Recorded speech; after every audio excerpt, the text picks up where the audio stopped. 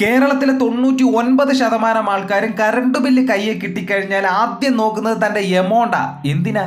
കഴിഞ്ഞ മാസത്തേക്കാൾ ഈ മാസം കുറവാണോ എന്ന് അറിയാം. ഇത് തന്നെ ആ സുഹൃത്തെ ഞാനും നിങ്ങളും ചെയ്യുന്നത്. ഈ മാസം കേരളത്തിലെ മുഴുവൻ കൺസ്യൂമേഴ്സിനും നിങ്ങൾ ബില്ലെടുത്ത് നോക്കിയാൽ അറിയാം, ACD എന്ന് പറഞ്ഞ് നമ്മളറിയാതെ എന്തിനാണെന്നറിയാതെ എന്ത് മാനദണ്ഡത്തിലാണ് കൂട്ടിയത് എന്നറിയാതെ 100 കണക്കിന് രൂപ കൂട്ടിയിട്ടുണ്ട്.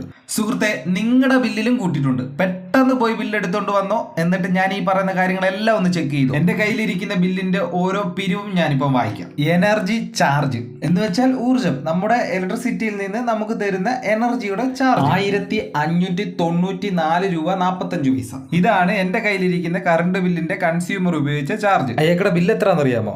2722 രൂപ. 1200 രൂപ കൂടുതലാണ്.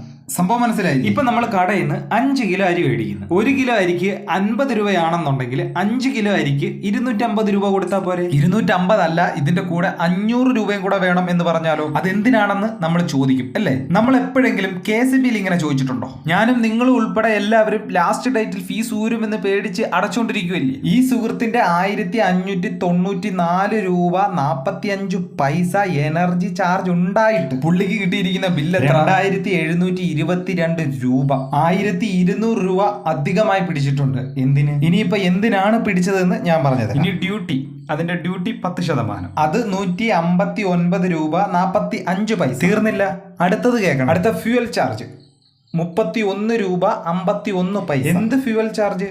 നമ്മൾ മണ്ണെണ്ണ ഒഴിച്ചിട്ടാണോ വീട്ടിൽ ലൈറ്റ് കത്തിക്കുന്നത്? KCBയുടെ കറണ്ട് ഉപയോഗിച്ച നമ്മൾ ഫ്യൂവൽ ചാർജ് കൊടുക്കണം. ഇവരവിടെ ചിലപ്പം ഗ്യാസ് സ്റ്റവ് ഉപയോഗിച്ച് ചായ ഉണ്ടാക്കി കുടിക്കുന്നത്. ഇനിയിപ്പോ പറയാൻ പോകുന്നത് KCB നാഫ്ത, കൽക്കരി ഇതൊക്കെ ഉപയോഗിച്ച് കറണ്ട് ഉണ്ടാക്കുന്നു. അതെല്ലാം കൂടെ കൂട്ടിയല്ലേ കറണ്ട് ബില്ല് തന്നിരിക്കുന്നത്. ഒരു സാധനം വിൽക്കുമ്പോൾ അതിന്റെ ഉൽപാദന ചെലവും കൂടെ ചേർത്തിട്ടല്ലേ. നമ്മുടെ കായംകുളത്ത് താപനിലയുണ്ട്, അവിടെ നാഫ്തയുണ്ട്.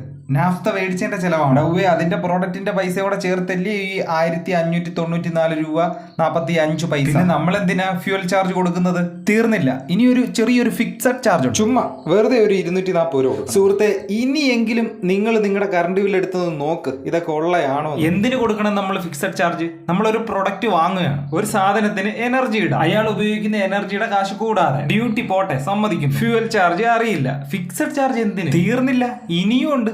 മീറ്റർ റെന്റ് 12 രൂപ. ഓർക്കുന്നുണ്ടോ? ഈ മീറ്റർ ആരുടെയാണ്?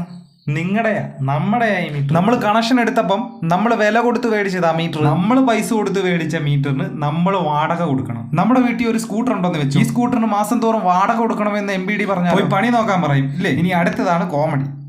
നമ്മൾ കാശ് കൊടുത്ത് മേടിച്ച് നമ്മൾ മാസം തോറും റെന്റും കൊടുത്ത് ഇനി അതിന് നമ്മൾ